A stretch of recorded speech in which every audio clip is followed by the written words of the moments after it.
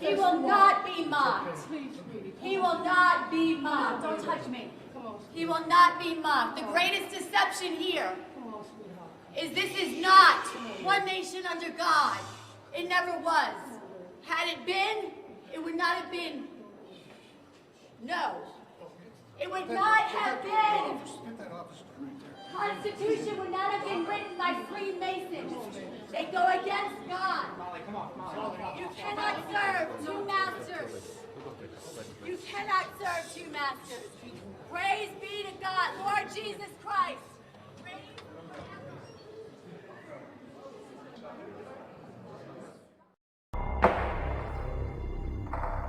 Washington, D.C. is one of the world's most important cities. Here the future of America is decided.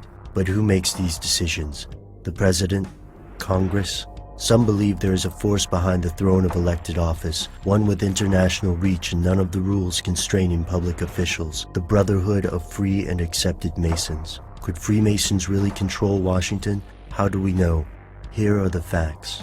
No one knows when the Freemasons originally formed, but the group rose to prominence in the 17th century, making it older than the United States. This secretive organization places great power in ancient imagery. Their traditions are steeped in symbolism, but no outside observers know what these symbols represent, or what kind of power the images are supposed to have. Over the centuries, Freemasonry expanded from England to countries across the globe. Today, there are more than 6 million Masons worldwide. In the US, Freemasonry continues the same secret tradition as its European founders, and the leaders of US Masonry congregate in Washington, D.C., where some researchers say they've etched their strange obsession with symbols onto the city streets. Washington, D.C. was founded on July 16, 1790, and named after George Washington, who was both the nation's first president and a powerful Freemason. Some of the city's designers were also rumored to be Freemasons. But I've been to D.C. It doesn't look that strange. The conservative Greco-Roman buildings seem normal for a nation's capital. When I spent a week in Washington, I didn't notice any signs of masonry, but maybe I should have paid closer attention. To some observers, the city is chock full of Masonic imagery, from the strange statues scattered around the mall to the eerie Washington Monument. Take, for example, the House of the Temple. Located at the heart of D.C. at 16th and S Street, the House of the Temple holds the Supreme Council of the Scottish Rite, the center of all Masonic activity in North America. The multi-million-dollar building also houses one of the world's most extensive collections of Masonic literature. The Masons present themselves as a service organization, a harmless charity. So why have conspiracy theorists paid so much attention to Freemasonry? And why is a harmless charity based in a top-secret building in the middle of downtown Washington, just walking distance to the National Mall? The National Mall brings us to another oddity, the Washington Monument. As homages go, a statue would suffice. Why reproduce an ancient Egyptian artifact? Here's where it gets crazy. The Washington Monument is actually an obelisk, a type of magical symbol found in Egypt, the Middle East, and Asia. Some sources believe the Washington obelisk rests upon a ley line. These ley lines are invisible, mystical currents of energy that span the globe, connecting ancient sites of power like Stonehenge and Incan temples. Ley line theorists believe this energy can be used to cause hallucinations or natural disasters, such as earthquakes and magnetic anomalies. The location of the Washington Monument may allow its controllers to harness this natural energy for their own purposes, whatever those may be. And why is our Department of Defense based in a Pentagon?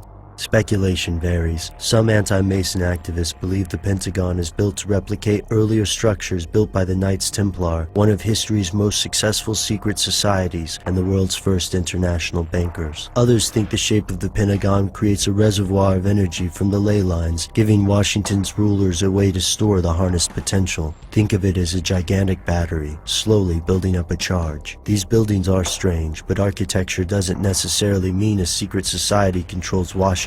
It's a bit of a leap in logic. What about the geography? Some believe the geography of Washington mimics important occult and Masonic symbols. The bizarre street layout traces acute angles rather than grids. This might look normal on the ground, but if we view the city from the air, things get strange. From overhead, the layout bears an eerie resemblance to a pentagram, a symbol commonly associated with ancient Greeks, Gnostic Christianity, and black magic. Fringe researchers think DC's street design takes advantage of ley lines to focus this geomantic or earth-based energy on the Capitol and the White House. It reminds me of the Nazca lines, enormous ancient shapes traced in the Peruvian desert. Could they be related? We already know Washington is a town built on secrets. The nation's national security and financial stability rest on the decisions made in the Pentagon and Congress, many of which the average citizen will never witness firsthand. Even the most skeptical observer will note the odd layout of DC's streets and the strange conceits in our national symbols. This is the country that slapped a floating eye and pyramid on our dollars. The eagle was a Masonic symbol before it became our national bird. Looking at the evidence, it's hard to deny that symbols in the US match symbols in Freemasonry. But why? This could all be a coincidence. The imagery could be nothing more than decoration. But if the Masons believe that symbols themselves have powers, then what kind of power are they trying to generate? Is it merely psychological, or could it be something more? Something they don't want you to know. Well, Tom, how in the world did Washington, D.C., and the Vatican have these Masonic symbols and buildings, etc.? Where'd that come from? Well, again, it goes back to the influences of these early Freemasons who had an idea about how they wanted to build what we would call an occult democracy. For instance, you can go to the Library of Congress website and read an article called The Most Approved Plan.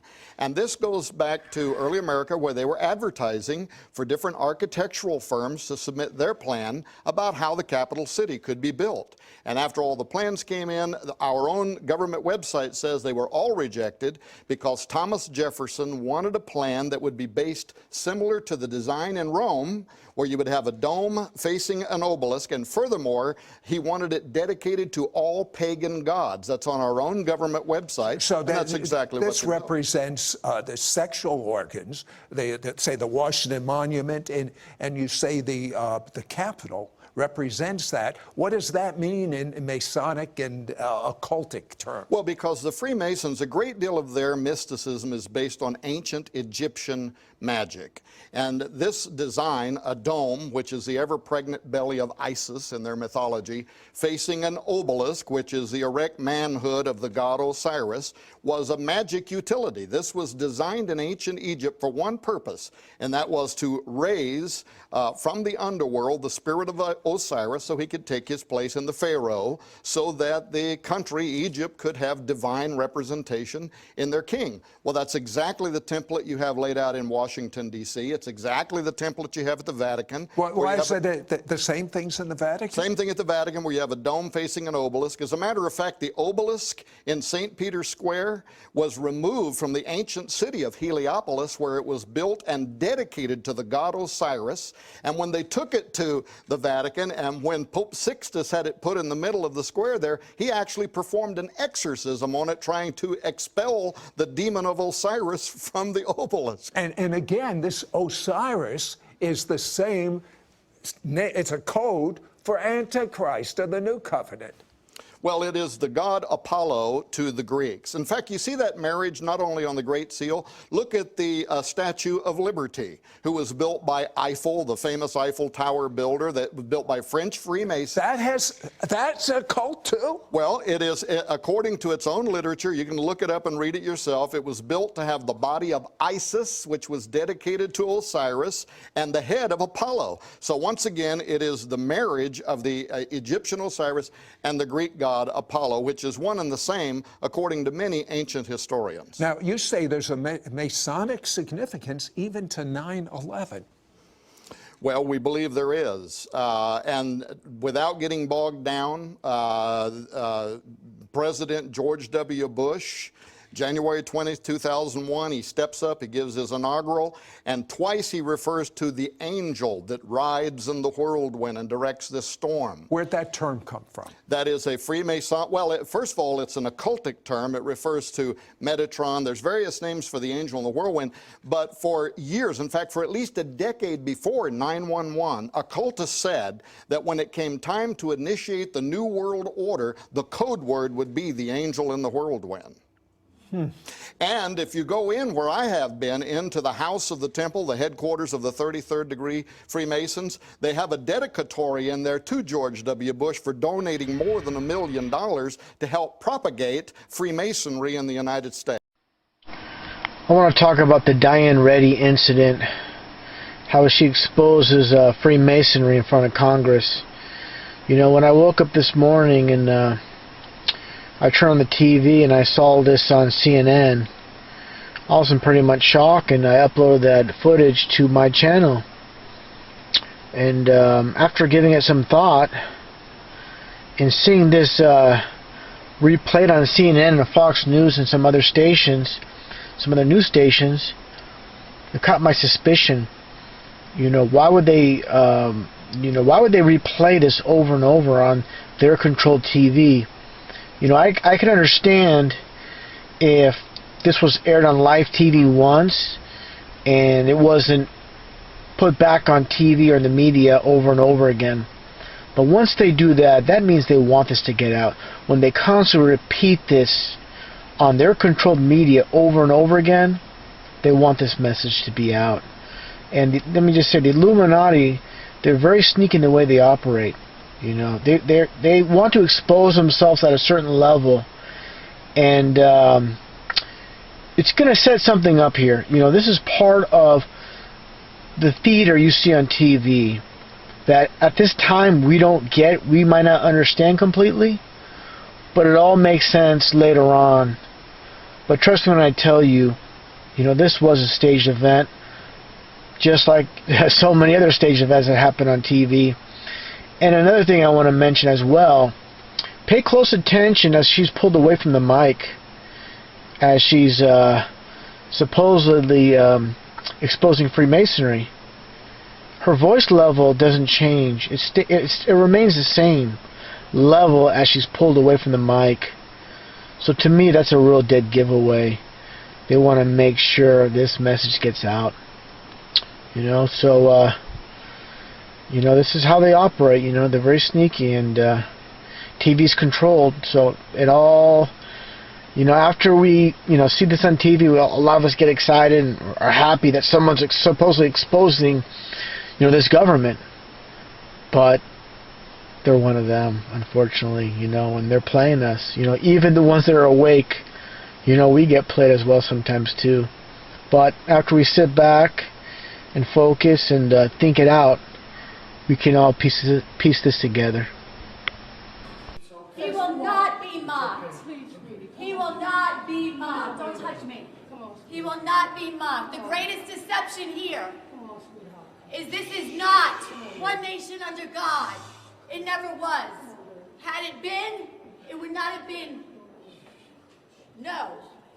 It would not have been. Constitution would not have been written by Freemasons. They go against God. You cannot serve two masters. You cannot serve two masters. Praise be to God, Lord Jesus Christ.